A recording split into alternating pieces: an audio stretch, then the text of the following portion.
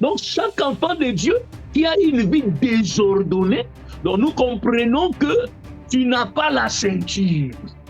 Voilà pourquoi tu es encore nu. Nous sommes en Christ. À cause de Christ qui est en nous, nous avons maintenant la suprématie sur toute le manigance, les principautés, les dominations et les autorités du monde des ténèbres. Mais eux ne peuvent que, n'est-ce pas, dominer ceux-là qui ne sont pas en Christ. Donc nous, en Christ, l'Écriture dit, petit enfant, ne craignez pas le mal, car vous avez vaincu. Donc nous avons la victoire. C'est là aussi nous disons à tout ministre qui sont en train de manigancer le peuple de Dieu, pour qu'à la fin de compte, ils puissent tirer gloire vers eux. Faites attention, vous êtes devenus disciples du diable. Parce que le Seigneur l'avait déjà désarmé. Qu'est-ce que Jésus a désarmé? Il faut préciser ça aussi. J'ai même dit que David s'est assuré, après avoir achevé Goliath, il retira l'épée de Goliath. Voilà pourquoi même Moïse et Aaron ne pouvaient jamais entrer dans la maison de Pharaon sans pour autant avoir été dotés de la verge, qui aussi incarne une armée. Vous remarquez? Mais c'est ça la ruse, la manipulation. Ça, c'est la manipulation. Mais le Seigneur chasse la ruse par l'exécution de l'établissement de la vérité, qui est la parole par excellence, le paix. Bonjour, bonsoir, tout dépend de l'heure à laquelle vous nous suivez. Bienvenue dans votre émission Méditons avec Safi. Aujourd'hui, nous allons parler de l'armure de Dieu. Et je suis accompagné pour cela du docteur Jérémy Catartizo. J'aime bien aussi l'appeler bulldozer, comme d'autres l'appelleront. Alors, il est avec nous, il va nous saluer et nous allons commencer cette émission qui est vraiment, je pense, très bénéfique pour le peuple de Dieu. Docteur Jérémy Shalom. Oui, shalom à vous, ma sœur Sophie, que le Seigneur vous bénisse, et nous saluons ensuite tout le peuple de Dieu qui seront disposés à suivre cette émission, que la grâce du Seigneur vous soit richement accordée au nom puissant de notre Seigneur et Sauveur Jésus-Christ. Amen. Amen. Alors, docteur Jérémy, nous allons parler de cette armure divine, cette armure de Dieu. Et nous savons aussi que quelquefois, en fait, ces éléments, ce sujet est, je pense, survolé. Nous n'entrons pas forcément en profondeur. Les serviteurs de Dieu n'entrent pas forcément en profondeur. Alors, souvent, cette armure est représentée telle les armures des guerriers romains. Nous avons le casque, l'épée, etc. Vous allez, pour commencer, déjà pour nous aider, lire le verset concerné et aussi nous dire si, par exemple, la parole de Dieu déclare que nous sommes censés nous équiper de cette armure, est-ce que cela sous-entend que lorsque nous naissons de nouveau, cette armure n'est pas transmise automatiquement au peuple de Dieu? Voilà. Donc, encore une fois, merci pour la question, ma sœur Sophie. Comme j'ai toujours l'habitude de le dire, vous avez toujours une sélection des sujets très pertinents et des sujets très intéressants ainsi qu'édifiants pour le peuple de Dieu. Alors, sans plus tarder, j'aimerais lire le passage biblique concerné. Nous sommes dans Éphésiens chapitre 6e. Je lirai à partir du 11e jusqu'au 12e verset. La Bible dit ceci. Revêtez-vous de toutes les armes de Dieu afin de pouvoir tenir ferme contre le ruse du diable. Et le verset 12 dit, car nous n'avons pas à lutter contre la chair et le sang, mais contre les dominations, contre les autorités, contre le prince de ce monde de ténèbres et contre les esprits méchants dans le lieu céleste. Avant de pouvoir, n'est-ce pas, répondre à cette question que vous m'avez posée, ma sœur Safi, j'aimerais à titre d'introduction déjà préciser une chose. L'apôtre Paul qui parle ici, il était en prison, précisément à Rome, parce que nous allons d'abord essayer un peu de sortir la genèse de cette pensée. Paul qui est ici emprisonné à Rome, d'après les historiens, ils diront que sa prison n'était pas loin du prétorien, de la garde, si vous voulez, de soldats romains qui pouvaient peut-être être tout près d'une garde royale, et il observait leur armure. Et c'est par là qu'il a eu aussi cette inspiration, parce que normalement, quand nous aurons à déchiffrer ces armes, d'après le verset 10e jusqu'au verset 18e, vous remarquerez que ça incarne l'armure du soldat romain. Mais avant d'y aller, il faut d'abord préciser, parce que Paul, ici, il est en train de faire la diversification entre un combat charnel et un combat spirituel. Nous devons savoir que d'après la lumière des Écritures, si nous remontons dans Genèse chapitre 15, le verset 13 jusqu'au verset 18, c'est là où nous verrons que notre Dieu, de par la promesse qu'il a faite au patriarche Abraham, quand il a parlé en ce qui concerne, n'est-ce pas, l'esclavage de son peuple, de sa, comment dirais-je, de sa progéniture, qui seront, n'est-ce pas, portés dans une terre lointaine, ils seront tenus esclaves pendant une certaine période de 400 ans, mais l'Éternel a donné la promesse que lui-même descendra à la 4e génération pour les délivrer. Mais nous savons ici, la promesse leur a été donnée de pouvoir hériter une terre. Vous et moi connaissons Canaan. Mais cependant, quand bien même que cette promesse leur a été donnée, mais les Écritures démontrent qu'ils devraient aussi combattre les occupants de cette portion de terre. Vous remarquez un peu, ils ont combattu charnellement. Mais cependant, ici, Paul nous dit maintenant, nous, l'Église du Seigneur, nous n'avons plus à combattre charnellement. Nous combattons spirituellement. Donc, nous précisons que nous, notre combat n'est plus charnel. Notre combat est spirituel. Mais il faut aussi préciser que nous ne combattons plus pour la victoire, mais nous combattons déjà dans la victoire. Pourquoi? Parce que notre ennemi Satan a déjà été dépouillé. Les Écritures démontrent dans Colossiens chapitre 2, le verset 15e, que le Seigneur Jésus-Christ a dépouillé quoi? C'est là où je vais revenir au verset 12. L'Écriture dit, nous n'avons pas lutté contre la chair et le sang, mais contre les dominations et contre les autorités. Or, si vous lisez Colossiens 2, le verset 15e, l'Écriture déclare que le Seigneur Jésus-Christ a dépouillé les dominations et les autorités. Vous remarquez un peu?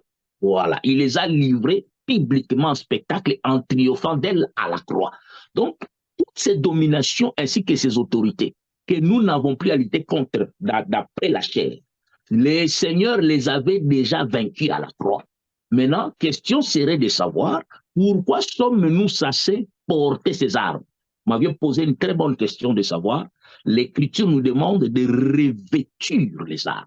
Quand est-ce que nous revêtons ces armes? C'est là où je vais répondre avec quelques écritures parce que nous avons tout un arsenal des écritures qui va répondre à notre place. Je l'ai dit déjà humblement parlant, les armes, nous les portons dès le jour où nous rencontrons Jésus-Christ comme Seigneur et Sauveur. Parce que le salut, c'est un pacte complet. Ce n'est pas un processus pour dire qu'aujourd'hui, tu as le casque, demain, tu as, je ne sais pas moi, une paix. Non. Parce que nous précisons déjà que cette armure-là, d'après aussi la lumière des Écritures, s'il faut aller un peu plus loin, cette armure ne parle que de la personne de notre Seigneur Jésus-Christ. Pourquoi je le dis ainsi? Quand vous lisez Romains chapitre 13, le verset 14, l'Écriture déclare que revêtez-vous du Seigneur Jésus-Christ. Mais comment peut-on revêtir tout un homme? Jésus devient aussi pour nous toute une armure. Et plus loin, je crois dans Luc chapitre 4, le verset 14, le Seigneur Jésus-Christ, après avoir connu la tentation, après qu'il ait fini de jeûner 40 jours et 40 nuits, l'Écriture déclare, après avoir vaincu le diable par rapport à toutes ses ruses, l'Écriture dit au verset 14 de Luc chapitre 4, revêtu de la puissance du Saint-Esprit. Parce que pour vaincre une puissance, il faut aussi être doté d'une puissance. Cependant, le Saint-Esprit à nous est aussi tout un revêtement. Je ne fais que m'introduire. Et le Saint-Esprit étant un revêtement en nous, il nous dote de cette puissance-là afin de pouvoir tenir ferme. Parce que l'Écriture dit ceci, supporter que je sois un tout petit peu long, parce que c'est une question qui demande que nous puissions un peu déchiffrer. Quand nous lisons les Écritures, le verset 11 de d'Éphésiens chapitre 6e, on dit « Revêtez-vous de toutes les armes de Dieu afin de pouvoir tenir ferme contre les ruses du diable. » Vous remarquez un peu? Donc, nous devons savoir ici, d'abord, il faut préciser à tout un chacun d'entre nous, nous avons un ennemi commun. Et cet ennemi, c'est Satan, le diable. Et il faut que le peuple de Dieu comprenne aujourd'hui. Le diable n'a jamais été l'adversaire de Dieu. 1 Pierre chapitre 5, le verset 8, dit votre adversaire, le diable. Donc, il est notre adversaire. Pourquoi? Parce que nous portons la lumière. Et il n'y a pas, n'est-ce pas, mariage entre la lumière et les ténèbres. Voilà pourquoi le diable devient notre adversaire. Est-ce que vous remarquez cela? Maintenant, il faut préciser que, en ce qui concerne la notion du combat, parce qu'ici nous parlons du combat, de la confrontation avec le monde du ténèbre. Tu ne peux jamais t'affronter avec ce monde du ténèbre tant que tu n'es pas revêtu. Et je précise que le revêtement, tu l'as dès les jours où tu as donné ta vie au Seigneur Jésus-Christ et il devient ton Seigneur. Et son esprit te revêt de cette puissance-là. Est-ce que vous remarquez? Ceci est très important. Et vous remarquerez aussi, c'est une écriture, si vous allez me permettre, jusque-là, je n'ai pas encore lu une écriture, je ne serai qu'en train de chalomer quelques écritures. Par exemple, si vous me permettez qu'ensemble, nous puissions voir une écriture que j'aime bien. Genèse chapitre 27, le verset 3e. Je vais lire rapidement cette écriture. Gloire soit rendue à Dieu. Merci pour votre patience aujourd'hui avec moi, ma Safi. Voilà, Genèse chapitre 27, le verset 3, je lis la parole du Seigneur. Amen. Écoutez ce que dit les Écritures. Ici, c'est le père Isaac qui s'adresse à son fils Ésaü. Il dit, maintenant donc, je t'ai pris, prends tes armes, ton carquois et ton arc, va dans les champs et chasse-moi du gibier. Nous savons que Dieu a plusieurs manières de parler. Ici, Isaac qui incarne le Père, il envoie son fils d'aller chasser le gibier. Or que vous devrez savoir avec moi que le chasseur, pour capturer un animal, des fois, ils affrontent aussi, supposons qu'ils rencontrent un animal féroce, donc il doit y avoir un combat qui doit être engagé.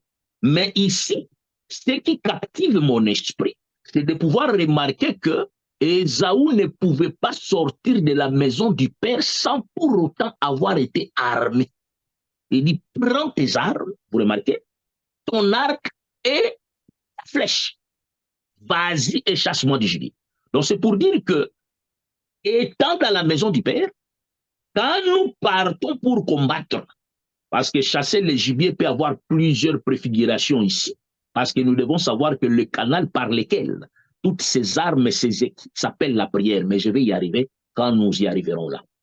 Donc, nous précisons ici que même le père Isaac demande à son fils Ésaü de pouvoir porter toutes ces armes. Donc, il ne pouvait pas y aller sans pour autant avoir été revêtu des armes pour aller captiver les gibiers. Vous remarquez? Parce que vous devrez savoir que nous faisons face à un monde spirituellement où il y a des confrontations, des obstacles, mais pour appréhender ta bénédiction ou arracher ce qui t'appartient, tu dois être revêtu. Tu dois avoir les armes de Dieu. Vous remarquez un peu? Voilà pourquoi même Moïse et Aaron ne pouvaient jamais entrer dans la maison de Pharaon sans pour autant avoir été dotés de la verge qui aussi incarne une armure. Vous remarquez? Mais ce que j'ai aimé, étant entré dans la maison de Pharaon, avant même que l'on ne parle de 10 plaies ou de la sortie des enfants d'Israël, Pharaon a déjà été vaincu. C'est là où nous disons, de par l'œuvre de la croix, parce que le fait que la verge d'Aaron a englouti toute le verge, n'est-ce pas, des enchanteurs égyptiens, cela démontre la victoire de l'œuvre de la croix écrasante qui a écrasé les forces du malin. Vous remarquez? Donc, même David, quand il a tué Goliath, il s'est assuré de pouvoir prendre le paix de Goliath. C'est là où nous disons que le diable a déjà été désarmé, quand bien même que ils nous parleront maintenant comment est-ce qu'il combat. Je ne veux pas brûler les étapes. C'est là où je dis qu'il a la ruse, le diable, il est risé.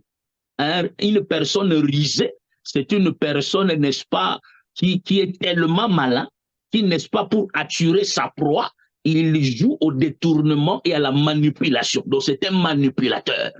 Donc voilà, en un mot, si je pourrais simplement déjà répondre à votre question, nous sommes revêtus. Dès les jours où nous avons embrassé cet évangile, le salut, c'est un pacte complet qui nous donne tout ce qu'il faut pour pouvoir embrasser la marche avec le Seigneur. Que le Seigneur vous bénisse. Amen. Alors, par rapport à ce que vous nous avez apporté, docteur Jérémie, serait-il inutile dans ce cas de, par exemple, chaque matin, prier, invoquer l'armure, n'est-ce pas? Me dire, par exemple, Seigneur, ce matin, je me réveille, en cette journée, protège-moi et revêt-moi de ton armure. Merci encore une fois pour cette question dont je répondrai avec une écriture, je crois, Proverbe chapitre 21, le verset 31 qui dit « Le cheval est équipé pour les jours de bataille, mais la délivrance appartient à l'Éternel. » Ici, le cheval est là qui est équipé pour les jours de bataille. Il s'agit du chrétien. Parce que nous sommes aussi ses cavaliers et nous sommes ses chevals. On dit que pour que ce cheval embrasse la bataille, au préalable, il a déjà été équipé. Est-ce que vous remarquez un peu? Donc, quand un enfant de Dieu se réveille un matin, il dit aujourd'hui, je vais demander le casque du salut. Demain, je vais demander la cuirasse. Donc, nous dirons humblement qu'il n'a pas compris ces choses. Parce que vous devrez savoir que dès les jours où nous avons donné notre vie au Seigneur, nous avons déclenché la guerre avec le monde du ténèbre. Parce que pendant notre pèlerinage sur terre, nous sommes des chevals équipés pour la bataille. Parce que le diable va nous combattre, il va nous batailler. Mais cependant, nous combattons des gens dans la victoire. Et il faut préciser que cette victoire ou cette délivrance, c'est l'Éternel qui l'en assure. Parce que l'Écriture dit, les chevals équipés pour les jours de la bataille, mais, on dit bien, mais la délivrance appartient à l'Éternel. Psaume 33, le verset 17 nous dit, le cheval est impuissant pour assurer le salut et toute sa vigueur la délivrance. Parce que la délivrance là, c'est l'Éternel qui assure cela pendant la marche. Vous remarquez un peu. Donc, ceci étant dit, c'est pour simplement confirmer que on n'a pas besoin de chercher à pouvoir, n'est-ce pas, jour pour jour. Aujourd'hui, j'ai besoin de cette arme. Demain, j'ai besoin d'une autre arme. Non, nous l'avons reçue. Dès les jours, nous avons donné notre vie à notre Seigneur Jésus-Christ. Vous remarquez, c'est ça. Voilà pourquoi j'ai dit, même quand tu as l'arc, l'arc a toujours une flèche. Ceci est très important. Et il faut préciser, ma sœur Safi, si vous allez un peu me permettre, parce que cette armure dont nous parlons, avant que nous puissions, n'est-ce pas, chercher à les, comment dirais-je, à les déchiffrer, je vais, si vous me permettez, lire une écriture, je crois que c'est dans 2 Corinthiens chapitre 6, si je ne m'abuse pas, le verset 7, voilà. C'est 7. La Bible dit ceci, par la parole de vérité et par la puissance de Dieu, par les armes offensives et défensives de la justice. Donc déjà, quand nous parlons de ces armes-là, nous aimons Paul qui aime parler avec la précision. Il dit que ces armes sont à la fois des armes offensives et des armes défensives. Vous remarquez? Donc, dès les jours, tu as embrassé, et il a bien précisé des armes offensives et défensives de la justice. Or, vous et moi, nous savons que nous avions été justifiés par l'œuvre de la croix à cause de cet évangile du salut. Donc, ceci étant dit, nous disons humblement que, voilà, ces armes, nous les portons en nous parce que nous avons déjà donné notre vie à notre Seigneur Jésus-Christ. Je ne sais pas si j'ai répondu à votre question, Maman Safi. Que le Seigneur vous bénisse. Vous avez répondu à la question, c'est très clair. J'ai même quelque chose qui me vient à l'esprit, mais peut-être que vous allez le soulever en conclusion. Donc, je vais attendre un peu. Je ne vais pas aussi devant certains points. Sinon, j'aimerais que vous puissiez aussi nous dire, s'il vous plaît, est-il possible de se faire désarmer par le camp de l'ennemi? Et si votre réponse est oui, quelles sont les causes, s'il vous plaît? Merci pour cette question, ma sœur Safi. Vous aimeriez savoir si c'est possible d'être désarmé.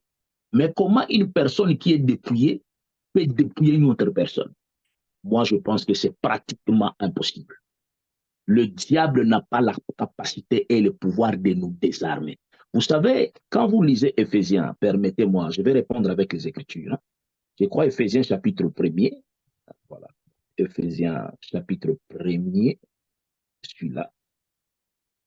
Voilà. Éphésiens chapitre 1er, à partir du verset 13, on dit, en lui, vous aussi, après avoir entendu la parole de la vérité, l'évangile de votre salut, en lui, vous avez cru et vous avez été scellés. J'aime le terme scellé du Saint-Esprit qui avait été promis, lequel est un gage de votre héritage pour la rédemption de ce que Dieu s'est acquis à la louange de sa gloire. Quand nous avons cru à cet évangile, il y a les sceaux de l'appartenance. Quelque chose qui est scellé, c'est quelque chose qu'on ne sait plus reprendre. C'est quelque chose qu'on ne peut plus arracher. En d'autres termes, même quand nous parlons de cette armure, je l'ai dit dès le début, que cette armure aussi, c'est tout un homme, c'est la personne de Christ en nous. Vous remarquez un peu? Alors, comment le diable peut nous arracher la chose qui est déjà en nous et cette chose est scellée? Et nous avons le gage qui est la personne du Saint-Esprit qui, n'est-ce pas, détermine la promesse du royaume à venir qui nous attend. Donc, c'est pratiquement impossible à un enfant de Dieu de pouvoir perdre ses armes ou de pouvoir être désarmé. Mais il y a une chose très importante que nous devons souligner, Maman Safi. La chose très importante que nous devons souligner, c'est de savoir maintenant veiller. C'est ce qui est très important. J'aimerais lire une écriture, si vous me permettez. Je crois que je suis dans Luc chapitre 21, le verset 36e. Écoutez ce que dit les Écritures. On dit, veillez donc et priez à tout temps, afin que vous ayez la force d'échapper à toutes ces choses qui arriveront et de paraître debout devant le Fils de l'homme. Ici, on nous recommande de veiller et de prier à tout temps, afin que nous ayons la force d'échapper à toutes ces choses qui arriveront. Vous remarquez? Ainsi que de paraître debout. Parce qu'un soldat est appelé à demeurer debout. Un soldat ne somnole pas. Un soldat veille. Maintenant, un enfant de Dieu qui se laisse emporter par la distraction, c'est là où maintenant nous parlerons sur les traits enflammés de l'ennemi. Vous remarquez? Ah, je vais attendre cette question parce que c'est là où je vais beaucoup parler. Parce qu'une fois que vous tombez dans la distraction, imaginez qu'un soldat qui somnole, et tu es en face de l'ennemi, les cas adverses t'observent, rôdent tout autour de toi comme un lion rugissant, cherchant l'opportunité de frapper. Vous voyez? Je précise qu'on ne perd pas le salut, mais je précise aussi que nous ne devons pas non plus tomber dans la distraction. On dit veiller et prier. Vous remarquez un peu? Et il y a aussi une autre écriture, si vous me permettez de trouver cette écriture, je crois par la grâce du Seigneur on les trouvera. Je crois dans 1 Corinthiens chapitre 16, le verset 13e. Si je ne m'abuse pas, souffrez que je trouve cette écriture, 1 Corinthiens chapitre 16, le verset 13. Nous lisons, on dit, veillez, demeurez ferme dans la foi, soyez des hommes, fortifiez-vous. Donc vous remarquez qu'on est en train de pouvoir nous conseiller à veiller et à garder la fermeté. Vous voyez un peu? Donc, le fait de veiller, c'est de pouvoir avoir les yeux ouverts. C'est le fait de ne pas pouvoir se laisser emporter dans la distraction. En d'autres termes, c'est être comme les vierges sages qui conservent l'huile dans la lampe et la lampe reste allumée. Parce que l'Écriture démontre que les folles, à cause de la distraction, elles sont tombées jusqu'à rater l'enlèvement. Est-ce que vous voyez un peu? Donc nous, le fait de rester éveillé, c'est le fait de pouvoir conserver l'huile dans la lampe et de veiller à ce que cette lampe reste allumée, vous voyez, afin que les ténèbres soient toujours chassées loin de nous. Donc, un enfant de Dieu ne peut pas être désarmé, mais il faut faire très attention. Si tu tombes dans la distraction, tu négliges la vie de prière, tu ne veilles pas sur ta foi, parce que la meilleure façon de veiller à sa foi, c'est d'avoir les yeux fixés sur les belles promesses. Vous savez, Daniel, hein, quand ils étaient dans la déportation, l'Écriture déclare quand il est allé prier, il rappelait à Dieu les belles promesses que l'Éternel les a faites par la bouche du prophète Jérémie. Donc, il ne cessait jour et nuit de pouvoir observer et méditer sur la promesse. Or, nous, les promesses, c'est la parole. Dans d'autres termes, veiller sur sa foi, c'est de pouvoir ne pas se détacher de la parole, être toujours marié à la parole afin d'augmenter notre connaissance. C'est de ça dont nous parlons et c'est ça qui va nous aider à conserver la chose qui nous a été dotée par le Seigneur au travers de l'évangile du salut. Voilà, je ne sais pas si j'ai répondu à votre question, Maman Safi, que le Seigneur vous bénisse richement. Alléluia. Donc, justement, vous avez soulevé certains points, et justement, donc, le point que j'allais évoquer hein, concernant, concernant la parole, parce que vous avez dit que cette armure, c'est tout un homme qui est Christ. Et justement, j'allais vous dire que si je comprends bien tout ce que vous êtes en train d'évoquer, c'est que cette armure, c'est tout simplement la parole de Dieu. n'est-ce pas? Et est-ce que j'ai bien compris? Et est-ce que aussi, cela sous-entend que nous sommes censés avoir connaissance de cette parole pour utiliser ces armes comme il se doit? Merci beaucoup, ma sœur Safi, pour cette si belle question dont je bénis le Seigneur. Cette parole, en fait, c'est elle qui est notre vie éternelle, parce que cette parole est esprit et vie. Dans Jean chapitre 6, je crois le verset 63, le Seigneur Jésus-Christ proclame et déclare que cette parole est esprit et vie. Voyez un peu? Donc, en d'autres termes, c'est par la parole, n'est-ce pas, que nous incarnons la vie et l'esprit de Christ en nous. C'est par la parole, quand nous devenons nous-mêmes la parole incarnée, c'est alors que nous devenons comme Christ, parce que lui-même est la parole faite chair. Vous voyez un peu? Mais cette parole, c'est une connaissance qui doit s'accroître.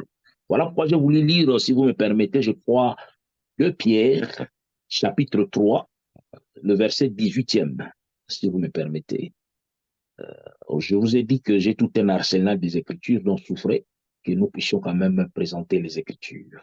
Amen. Écoutez, on dit, mais croissez dans la grâce et dans la connaissance de notre Seigneur et Sauveur Jésus-Christ.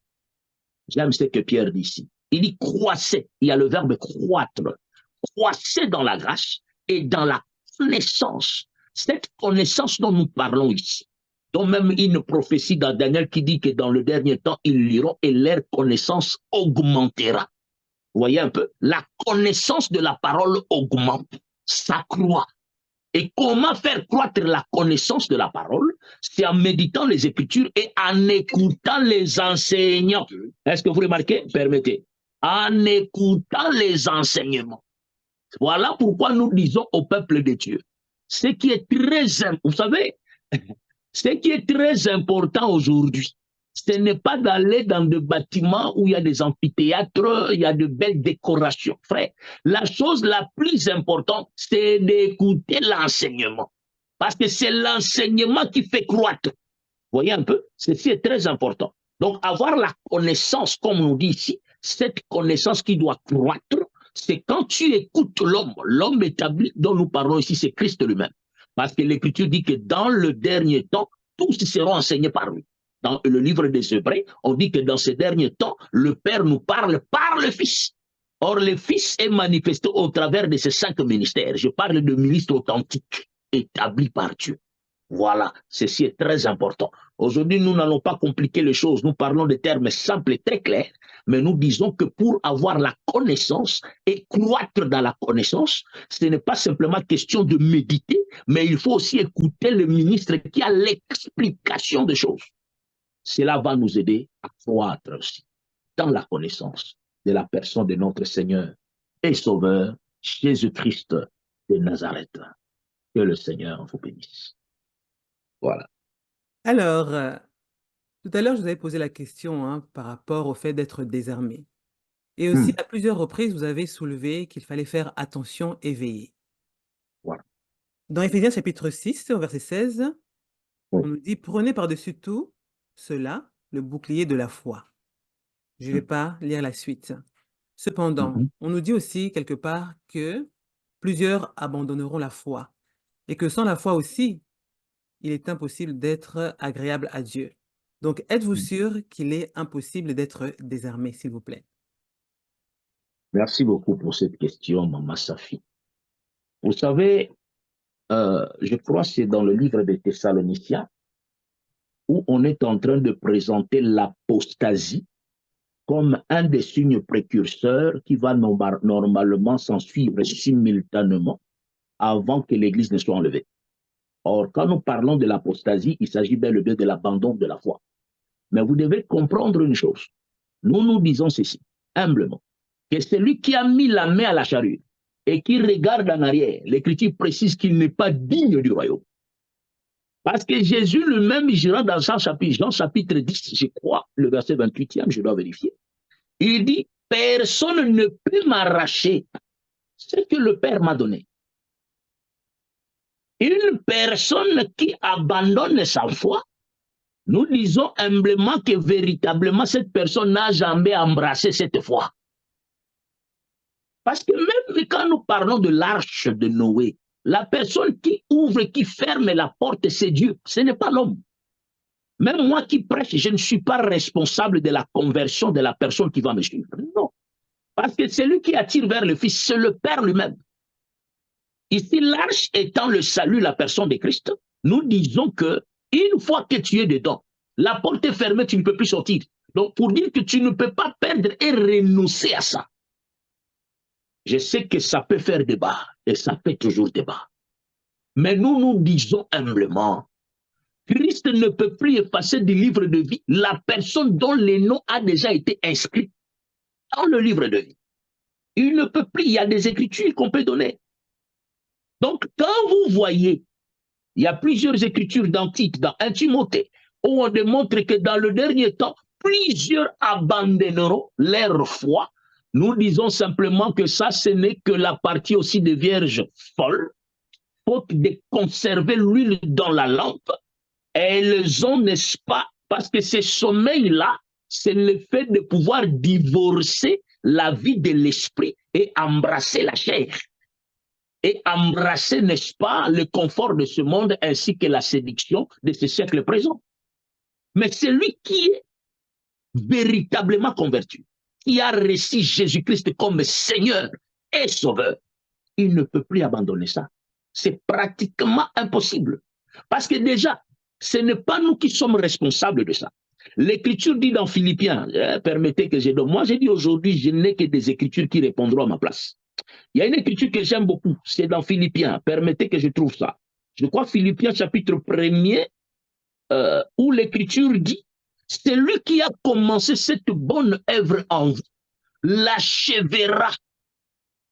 En d'autres termes, le salut, la personne qui est responsable de notre salut, c'est Jésus-Christ au travers de sa parole, le Saint-Esprit responsable de notre baptême, responsable de notre conversion, et le Seigneur qui est lui-même le maître par excellence de cette œuvre-là. L'Écriture dit que c'est lui qui a commencé cette bonne œuvre en vous, l'achèvera et l'amènera jusqu'à la fin. Maman, Mobalo a tiens moi si ma sundolise mais irresponsable. Nous disons que le Seigneur Jésus-Christ est responsable de cette grossesse que nous portons. Parce que c'est lui qui a le Fils à la vie. Pour nous, le Fils, c'est toute une semence. Et cette semence, c'est sa parole. Et il a dit, je serai avec vous jusqu'à la fin du temps. Voilà pourquoi nous disons qu'on ne peut pas. Certes, il faut préciser. Il faut faire la différence entre trébucher pendant la marche et abandonner sa foi. Il faut bien préciser ces choses. Et nous ne disons pas que oui, dans la marche, il peut y arriver que nous trébuchons. Parce qu'on est humain, on a aussi la faiblesse dans la chair. Voilà pourquoi j'ouvre une parenthèse. Ce qui est très important, c'est de comprendre que même David a compris cet évangile. Les jours où il devait aller combattre Goliath, l'Écriture dira que Saoul lui a donné son armure. David l'a portée, mais ayant marqué quelque part, il a dit non. Cette armure est en contradiction avec ma doctrine. L'Écriture dit que David s'en débarrassa. Voyez un peu? Parce que marcher avec l'armure de Saoul, quand il te présentera devant Goliath, tu seras englouti. Parce que l'armure de Saoul, nous présentons ça comme le vieux homme. En d'autres termes, la chair. C'est lui qui divorce la chair à cause de cet évangile et qui prend les armes qu'il faut dans le torrent. Parce que les armes, c'est les torrents qui nous les dotent. Nous bénissons les torrents. Voyez un peu? Donc, j'étais en train de vouloir simplement dire que pendant la marche, il peut y arriver que tu trébuches. Mais nous bénissons la présence de l'Esprit de Dieu. L'Esprit de Dieu est là afin de pouvoir nous accompagner pendant la marche.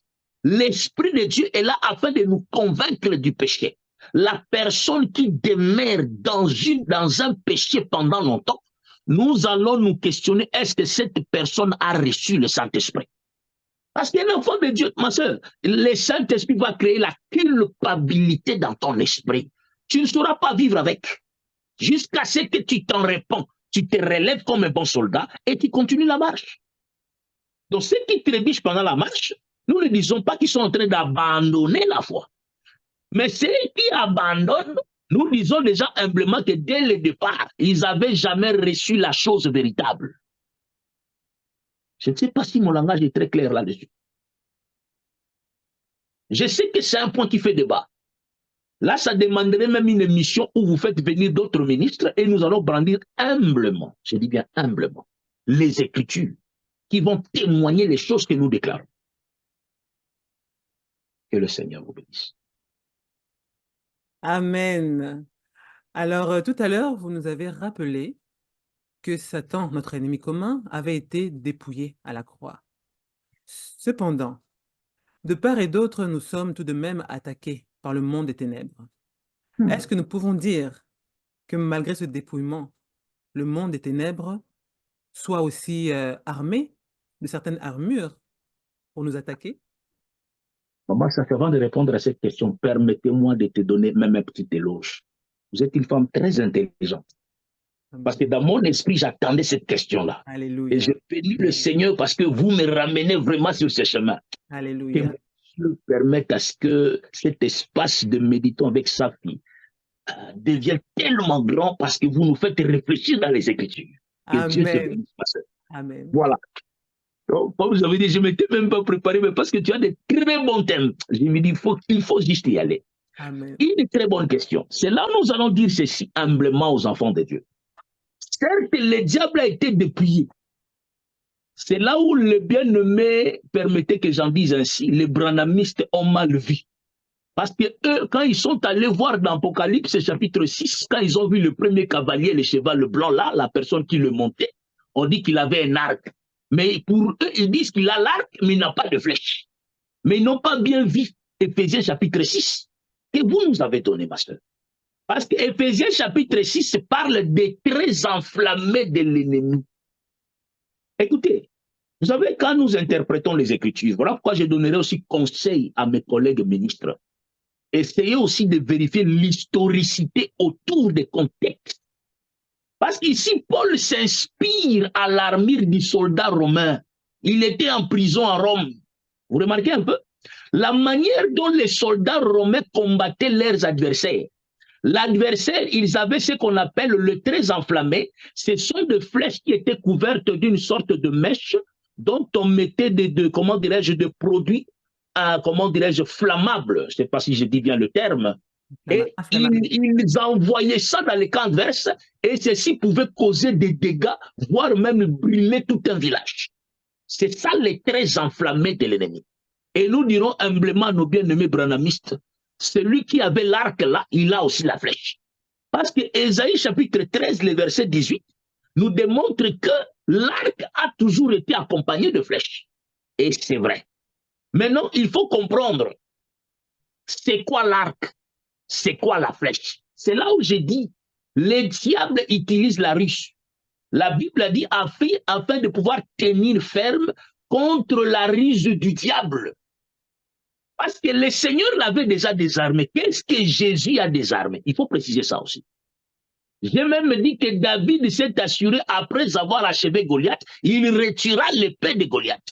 Donc pour dire que le diable ne peut rien sur nous, mais il utilise la ruse maintenant, la ruse, la manipulation. Remarquez ce qu'il est allé dire à la femme au jardin dedans. Mais est-il réellement dit? Donc il veut manipuler l'essence de l'écriture. Est-ce que vous voyez un peu?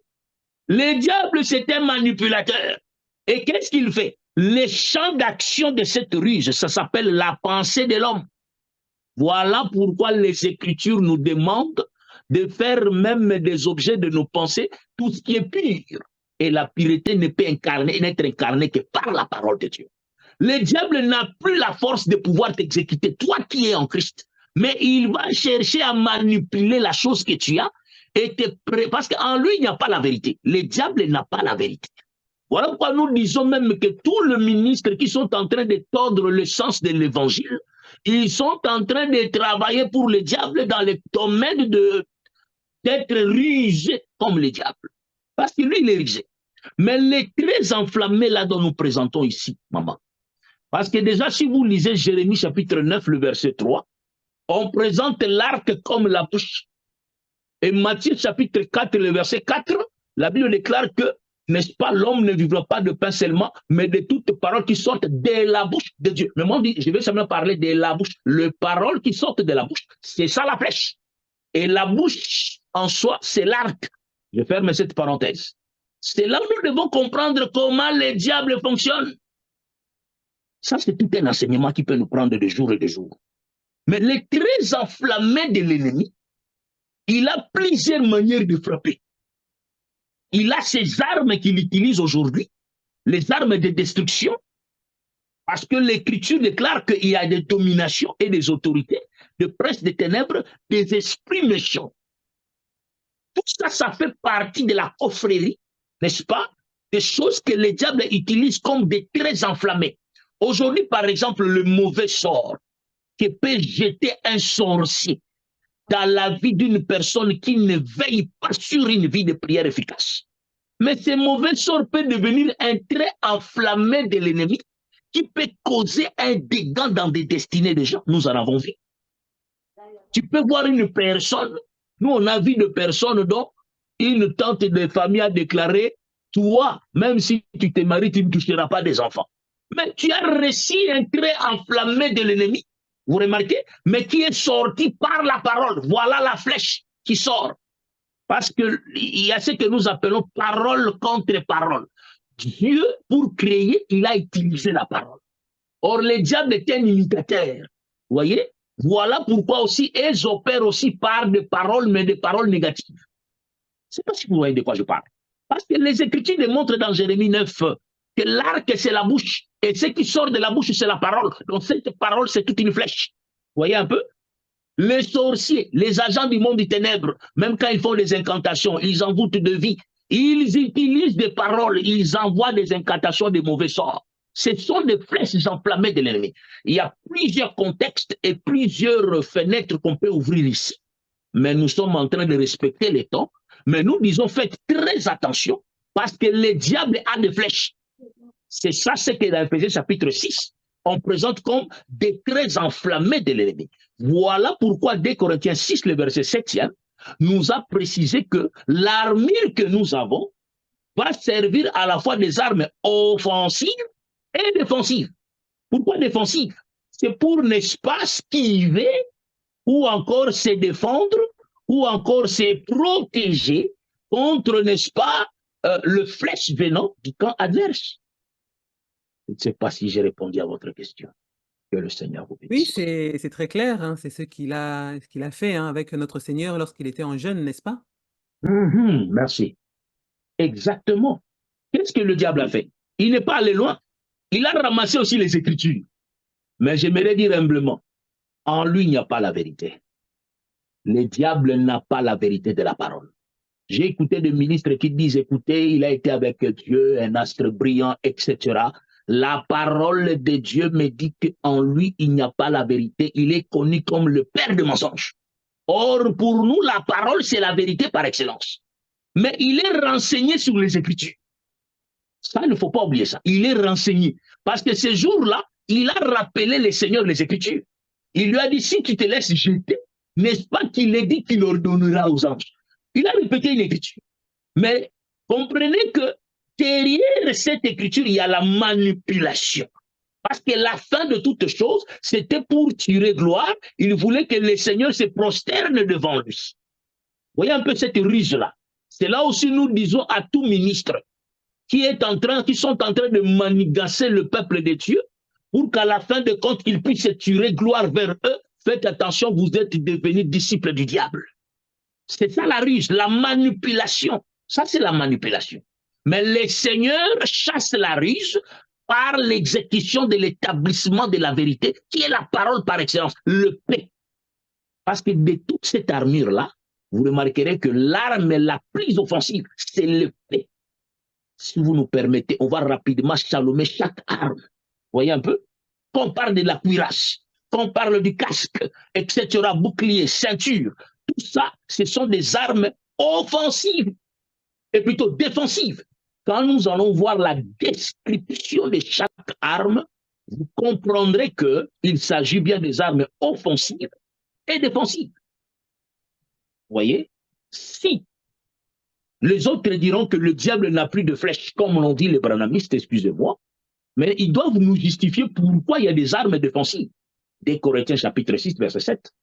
On ne peut se défendre que contre une attaque venant du camp adverse, n'est-ce pas? Le diable, il a des flèches. Il a des traits enflammés qui peuvent causer des dégâts. Il détruit des vies. Le Seigneur lui-même dira dans Jean chapitre 10, le verset 10, les voleurs ne viennent que pour détruire, dérober et tuer.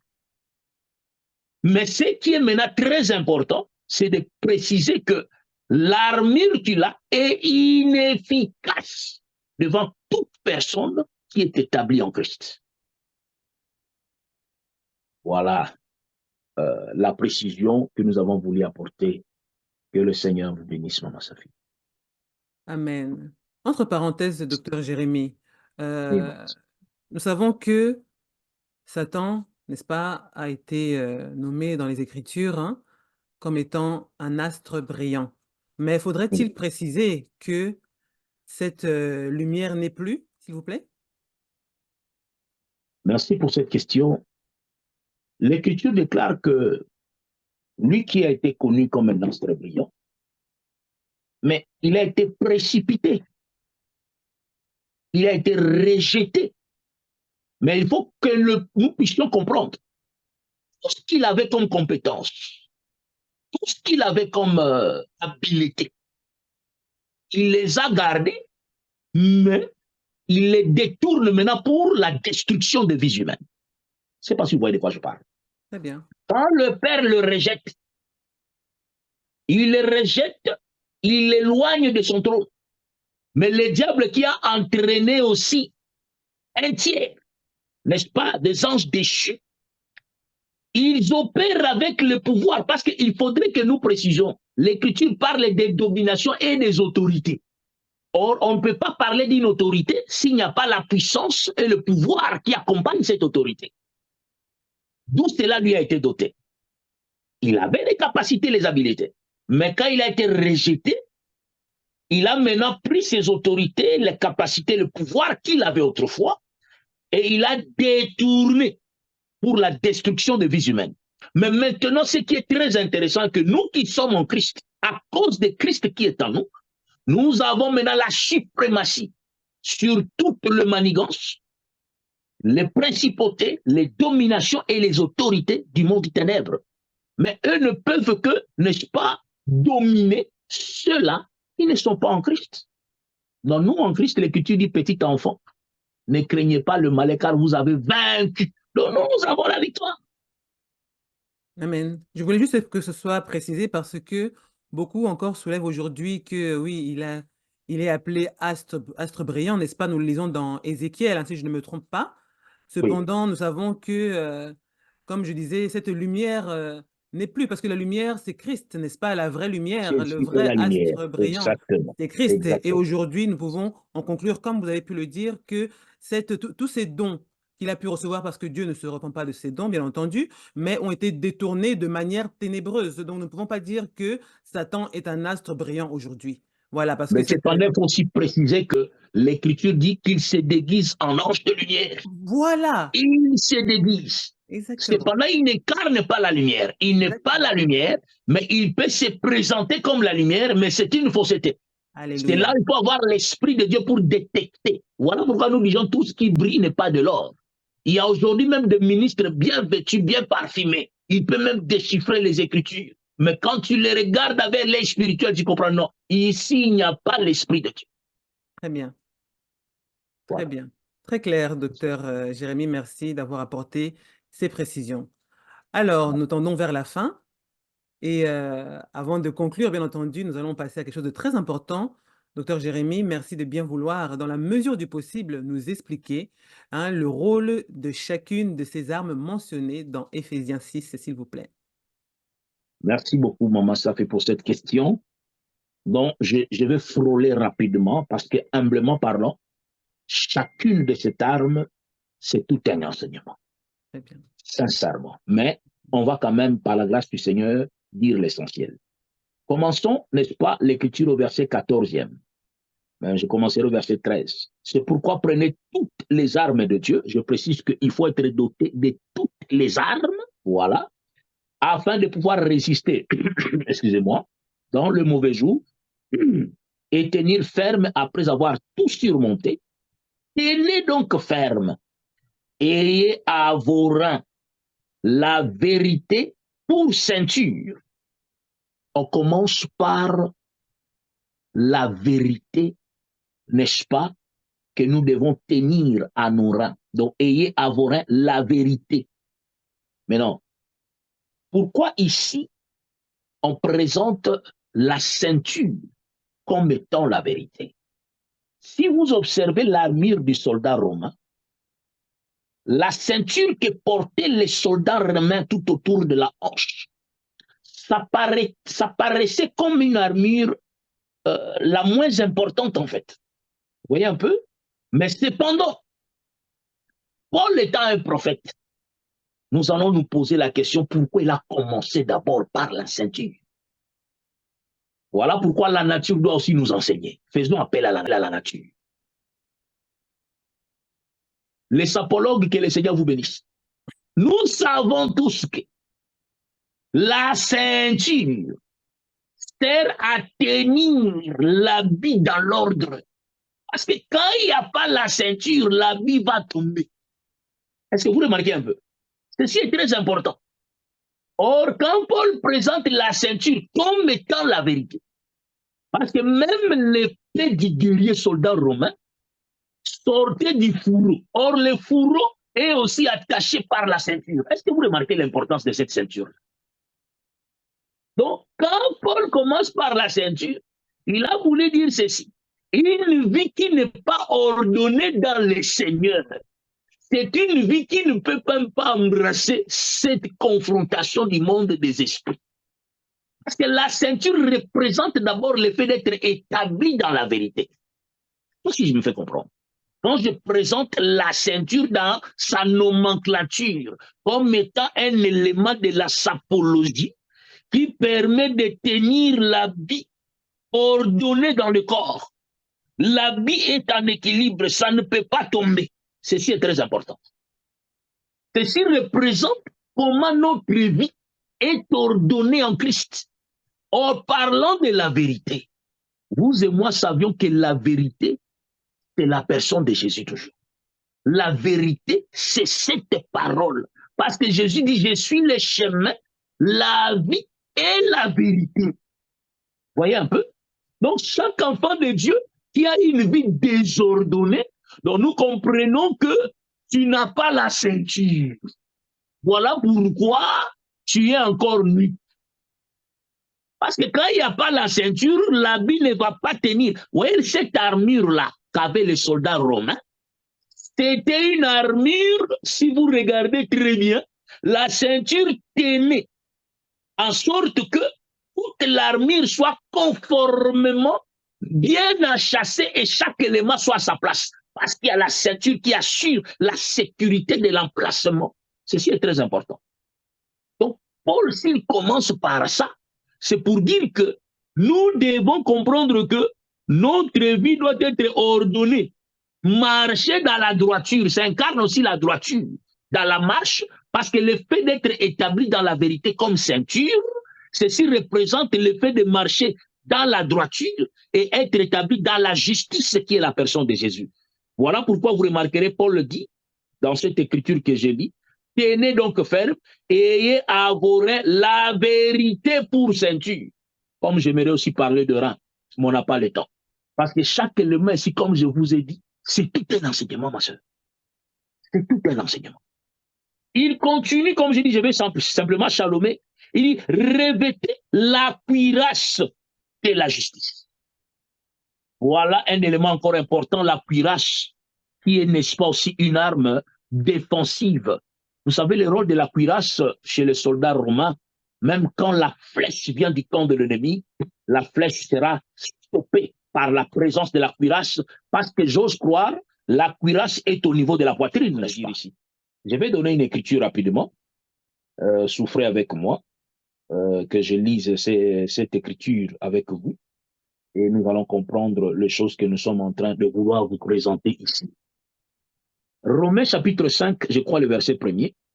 Lisons ce que dit les Écritures, Romains chapitre 5, le verset 1er. On dit, étant donc justifiés par la foi, nous avons la paix avec Dieu par notre Seigneur Jésus-Christ. Même quand vous lisez Romains chapitre 8, le verset 30 à 31, on démontre qu'à ceux qu'il a connus d'avance, il les a appelés, il les a glorifiés, il les a justifiés. Quand l'on est justifié, c'est pour dire que l'on n'est plus tenu coupable. Voyez un peu? En d'autres termes, le diable ne peut plus rien sur toi. Aujourd'hui, le diable parvient à nous atteindre quand il y a encore la culpabilité ou une porte ouverte. Jésus lui-même dira, vous m'appelez Belzéboul, mais cependant le prince de ce monde ne peut rien sur moi parce qu'en moi, Jésus, il n'y a rien de lui. Donc la justice dont je parle ici, qui établit la paix entre l'homme et son Dieu, mais cette justice aussi nous établit dans le terrain où le diable ne peut plus réclamer ou nous atteindre de n'importe quel moyen. Parce que Christ nous justifie. Nous ne sommes plus tenus coupables. Comme j'aimerais beaucoup parler sur ça. Voyez? Donc c'est cette cuirasse-là dont Paul est en train de parler, qui fait en sorte que n'importe flèche enflammée de l'ennemi ne peut plus t'atteindre. Tu n'es redevable en rien devant le diable. Parce que Christ t'a justifié. Je shalom rapidement les armes. Vous avez aussi, Paul a continué de parler, Éphésiens toujours chapitre 6, le verset 15 maintenant, on dit, mettez pour chaussure à vos pieds le zèle que donne l'évangile de paix. Le soldat romain ne pouvait jamais aller dans un champ de confrontation avec l'ennemi qui est nu. Déjà, vous devrez savoir que la chaussure au pied a plusieurs connotations prophétiques aussi. Parce que déjà, quand on dit les ailes que donne l'évangile. Or, c'est pour dire que c'est l'évangile qui nous a chaussés. Parce que c'est l'évangile du salut. Je lis Éphésiens chapitre 1er, le verset 13 avec vous. Il y a plusieurs écritures qui démontrent que cet évangile, à cause de cet évangile, notre garantie dans le royaume du Père est scellée. Nous sommes sauvés grâce à l'évangile de Christ. Et Paul dit que la chaussure au pied, c'est les ailes. Oh, comme les ailes de ta maison me dévorent. Les ailes que nous donne cet évangile. Vous savez aussi, bien-aimés dans le Seigneur, que même quand nous parlons de proches parents rédempteurs, d'après les Écritures, s'il faut même appeler les bien-aimés Boaz, vous comprendrez que pour racheter, il a fallu aussi prêter serment en ayant une chaussure à la main. Je n'ai pas le temps de déchiffrer ces choses. Or, le rachat, c'est ça le salut. Voyez un peu? Et vous comprendrez aussi, parce que moi, cette chaussure, j'aime présenter ça dans différentes facettes. Quand l'Écriture a donné la promesse dans Genèse, l'Éternel qui dira au serpent, ta tête sera écrasée, mais toi, tu vas mordre le talon. Et vous avez remarqué même dans le désert, Dieu lui-même a envoyé des serpents brûlants afin de mordre le talon des enfants d'Israël parce qu'ils avaient murmuré contre l'Éternel. Dans d'autres termes, c'est pour dire que toute personne qui est en contradiction avec la parole, c'est une personne qui a le pied nu, dont le diable peut inculquer le venin. Or, le talon représente aussi la marche. Est-ce que vous voyez un peu? Donc, c'est pour dire que l'évangile assure notre marche et assure notre sécurité parce que la sandale ou encore la chaussure ici démontre que nous marchons avec assurance du salut et que le diable ne peut plus rien sur nous, ni le venin de ce monde ne peut plus nous contaminer pendant la marche. Comme j'aimerais parler beaucoup de choses là-dessus. Mais je ne fais que chalomer rapidement. Il ne s'arrête pas sur l'évangile de paix, qui est comme chaussure à vos pieds, ces ailes-là. Le verset 16 dit, prenez par-dessus tout les boucliers de la foi, avec lesquels vous pourrez éteindre, voilà, les traits enflammés du malin. Le soldat romain avait un bouclier. Le bouclier était à la fois défensif, mais aussi offensif. Parce que par les boucliers, les soldats romains pouvaient repousser tout un tas d'ennemis s'il a la force de projection. Je crois que nous regardons même des films de Guillaume, etc. Voyez un peu. Par le bouclier, les traits enflammés de l'ennemi, il sait comment, n'est-ce pas, esquiver cela et se protéger contre ça. Or, on présente les boucliers ici comme la foi. La foi.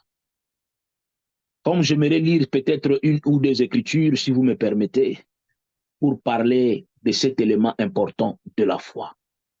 La foi, ce qui est un élément important. 1 Jean chapitre 5, le verset 4, je vais lire juste cette écriture-là, parce que je sais qu'on a déjà pris beaucoup de temps, parce que ma sœur a des questions fortes qui demandent beaucoup d'explications. Voilà. 1 Jean chapitre 5, verset 4 dit ceci. Parce que tout ce qui est né de Dieu triomphe du monde. Et la victoire qui triomphe du monde, c'est notre foi. Notre foi. La foi en Christ. Vous voyez un peu? Donc nous comprenons ici le fait de triompher du monde, de maintenir sa position de victoire et de suprématie contre l'ennemi, la convoitise du siècle présent, le manigance et le risque du diable, c'est le fait que nous nous tenons dans la foi, nous conservons la foi, le fait de croire à la personne de Jésus, croire à cet évangile, dire amen et marcher avec cette semence. Ça fait en sorte que nous puissions garder cette position de victoire et de triompher le monde ainsi que ses manigances. Et on appelle ça les boucliers, la foi. Voilà pourquoi Jésus se posa la question, est-ce que quand le Fils de l'homme retournera, trouveras-tu de la foi sur terre? La foi, un élément très très important. Pendant la marche, garde confiance en Dieu et la foi. Croyez en Dieu et croyez en moi, comme l'a dit le Seigneur. Et enfin, je suis encore là, souffrez, vous m'avez demandé de dire rapidement chaque élément, le verset 17. Prenez aussi les casques du salut. Le casque du salut. Le salut, vous remarquerez qu'on parle d'un casque, mais ce qui est très important ici, vous remarquerez qu'il s'agit d'une partie très importante dans l'anatomie du corps humain. C'est la tête. Les casques, le soldat romain le portait sur sa tête. La tête. Vous voyez un peu? Or, tous les 5 sens du corps humain se retrouvent au niveau de la tête. Il y a l'huile, le toucher, l'odorat, tout est là. Voilà pourquoi nous disons que Jésus étant la tête du corps, c'est lui-même le 5 ministre par excellence. Mais le casque du salut que portait le soldat romain, le casque là, qu'on présente comme le salut. Donc c'est pour dire que c'est une ferme assurance. Voilà pourquoi j'ai même dit qu'on ne peut pas perdre la chose que tu as déjà reçue de la part de Dieu. Donc c'est cette surespérance que nous avons en Christ, sachant que nous avons cette fermeté-là, cette surespérance dans notre esprit, que le salut qui nous a été accordé par la personne de notre Seigneur Jésus-Christ, parce que la grâce et le salut est venu par la personne de Jésus, comme le dit, je crois, l'évangile de Jean. Voyez un peu? Mais quand ceci est porté comme un casque sur la tête du soldat romain, c'est pour dire que notre esprit, nos pensées, personne ne peut plus nous corrompre par rapport au fait que nous sommes déjà dotés de cette chose. Nous marchons avec cette assurance. Notre esprit est nourri avec. Et s'il faut aller voir le rôle du casque dans le corps du soldat romain, vous comprendrez aussi que le casque, c'était aussi une arme défensive et une arme qui incarnait la protection. Parce que la tête, c'est une partie très importante du corps. Même quand les soldats romains pouvaient tomber pendant la confrontation, mais il y a quelque chose qui assure sa tête. Il n'y aura pas des ingratitudes. Il n'y aura pas, je ne sais pas moi, comment vous appelez ça, des fractures crâniennes. Voilà pourquoi nous disons que celui qui est en Christ ne peut pas craquer. Il y a les casques du salut. Il y a l'assurance là, cette surespérance. Je ne fais que chalomer toutes ces choses. Et enfin, on dit au verset 17 toujours, prenez aussi le casque du salut et le paix de l'esprit, qui est la parole de Dieu. Le paix ici, c'est une arme très importante. Et les armes sont importantes, mais l'arme la plus offensive, c'est cette paix. Et vous et moi savions, selon Hébreux chapitre 4, le verset 12, que la parole de Dieu, c'est cette paix à double tranchant. Et Jésus dit dans Jean chapitre 6, le verset 63, que j'aimerais lire au moins cette écriture de Jean chapitre 6, le verset 63, je lis la parole du Seigneur. La Bible dit, c'est l'esprit qui vivifie, la chair ne sert de rien. Les paroles que je vous ai dites sont esprit et vie. Et là-bas, Paul présente l'épée de l'esprit. Dans toute personne, on parle de l'épée de l'esprit d'abord. Donc ce n'est pas le fait de répéter la parole que vous avez cette épée. Mais il faut l'esprit derrière cette parole. C'est ça qui incarne l'épée. En d'autres termes, l'explication claire. Parce que la chair tue, mais l'esprit vivifie. Les Écritures, c'est la chair de la parole. Mais l'interprétation de la pensée derrière l'Écriture, c'est ça la vie ou l'esprit de la parole. Et c'est ça le paix. Je ne sais pas si je suis clair là-dessus. Et enfin, là où nous clôturons, j'ai bien dit, ça demande tout un enseignement, mais nous chalonnons cela rapidement. Et enfin, le verset 18 qui dit, faites en tout temps par l'esprit toutes sortes de prières et de supplications. Veillez à cela avec une entière persévérance et priez pour tous les saints. J'aimerais dire ceci, Maman Safi. Toutes ces armes que nous venons de présenter prennent corps par une vie intense de prière. Parce que c'est par la prière que nous maintenons notre communion avec la personne qui nous a dotés de ces armes. Donc, je vois mal une personne qui aime la parole, qui prêche cette parole, mais qui n'a pas une vie de prière. Parce que la prière ici, d'autres vous diront que ça ne fait pas partie des armes. Je précise ici que la prière, c'est l'exécution même de ces armes. C'est le canal par lequel ces armes prennent vie. Et c'est aussi une des armes très efficaces dans lequel nous exprimons notre autorité par rapport aux manigances du monde des ténèbres. La prière, c'est l'ensemble de tout. Voilà pourquoi les assemblées qui aiment la parole, mais qui ne prient pas, moi j'ai un problème avec ça. La prière, c'est le canal par lequel nous donnons les ordres dans le monde spirituel. C'est le canal par lequel nous faisons taire le diable ainsi que ses acolytes. La prière. Que le Seigneur vous bénisse.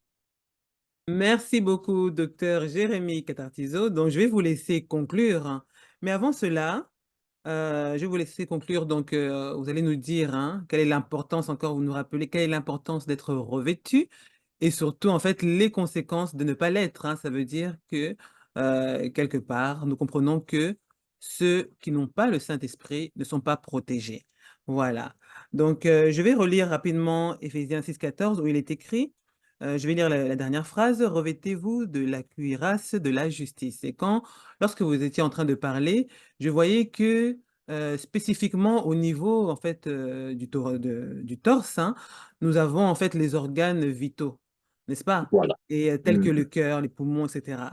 Et souvent, aujourd'hui, nous remarquerons que plusieurs souffrent de tension artérielle due aux problèmes de la vie, voilà, des maladies voilà, de cœur, n'est-ce pas? Voilà. Donc, Merci encore une fois, Maman Safi.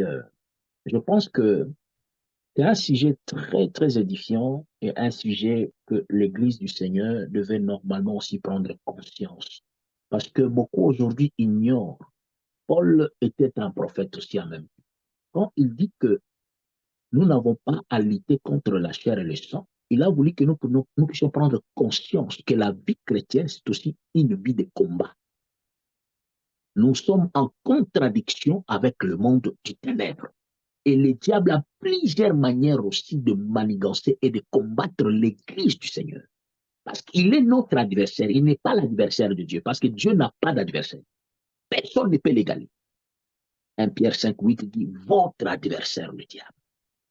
Donc, il est très important de comprendre que le port de toutes ces armes nous permet de nous maintenir dans la position de victoire en Christ.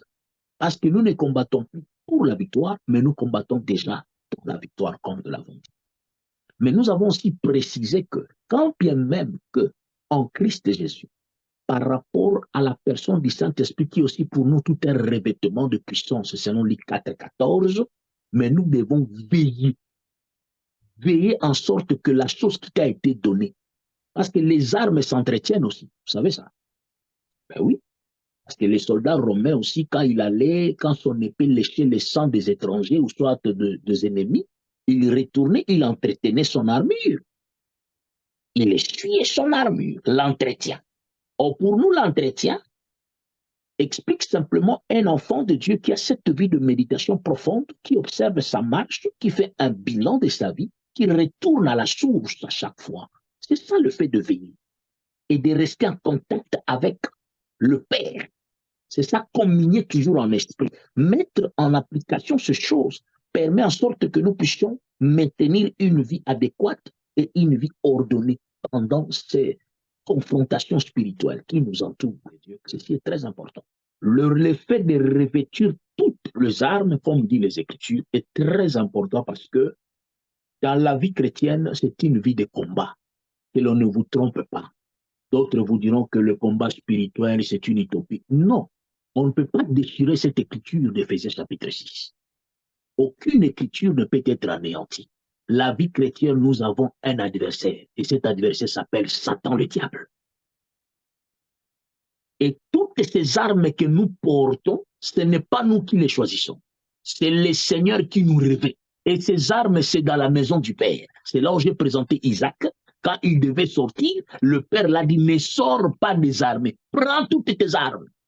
Prends ton arc, prends ta flèche, prends ton carquois et vas-y. Donc, étant établi dans la maison du Seigneur, quand nous devenons membres de l'Église corps de Christ, nous portons toutes les armes afin de pouvoir aller affronter le monde de l'adversité. Donc, ceci est très important. Et là où nous avons voulu aussi insister, c'est de dire que c'est par la prière qui est pour nous un canal par lequel, n'est-ce pas, nous exécutons et nous mettons en pratique l'importance de toutes ces armes. Donc, nous aimerions que vous puissiez comprendre une chose. Toute personne qui n'a pas déjà Jésus-Christ comme Seigneur et Sauveur en soi, parce que nous l'avons dit dans notre début de l'émission, que Jésus est tout un vêtement. Romains chapitre 13, le verset 14. Et nous avons dit que le Saint-Esprit est le revêtement de la puissance en nous. Parce que pour vaincre une puissance, il faut être établi dans la puissance et exercer l'autorité ainsi que le pouvoir qui nous a été doté. Donc toute personne qui n'est pas en Christ, qui n'a pas le Saint-Esprit, j'aimerais te dire que devant le terrain de confrontation et d'affrontement avec l'ennemi, tu es désarmé, tu es une personne nue. Voilà pourquoi facilement ta vie est manipulée. Facilement le diable, le sorcier peuvent manipuler tout ce que tu fais. Tu pleures à chaque fois. Et moi, ma question est de savoir, est-ce que tu es revêtu? Ceci est très important. Moïse a dit à Josué, quand il devrait confronter ou affronter les Amalécites, il dit, pendant que moi je monte la montagne pour prier, il dit, Josué, prends des hommes forts, prenez le paix et allez combattre dans le terrain. Donc, il a autrement dit, armez-vous et allez combattre les Amalécites. Que le Seigneur vous bénisse. Amen. Alors, vraiment, merci beaucoup, docteur Jérémy. Je crois que les personnes qui vont suivre cette vidéo vont être édifiées comme d'habitude. Et pour cela, je salue spécifiquement nos frères bien-aimés, le frère Tony Moreno, ainsi que le frère Jérémy Dalla, qui m'ont à plusieurs reprises demandé de vous interpeller parce que ça faisait longtemps que ne vous entendez plus dans Méditons avec sa fille. Et je remercie au passage le docteur Adela Ndaye qui m'a mis en connexion avec vous. Vraiment, vous êtes une bénédiction pour le corps du Christ. Que Dieu vous bénisse abondamment. Voilà, alors merci à vous tous. N'hésitez pas de vous abonner, hein, de vous abonner à la chaîne Méditons avec sa fille et de nous soutenir, soutenir les ministres, nous soutenir, nous, cette émission, au travers de vos prières. Vraiment, c'est très important. Merci, docteur Jérémie, et à très bientôt, si Dieu le veut. Que le Seigneur vous bénisse aussi. Amen. Merci.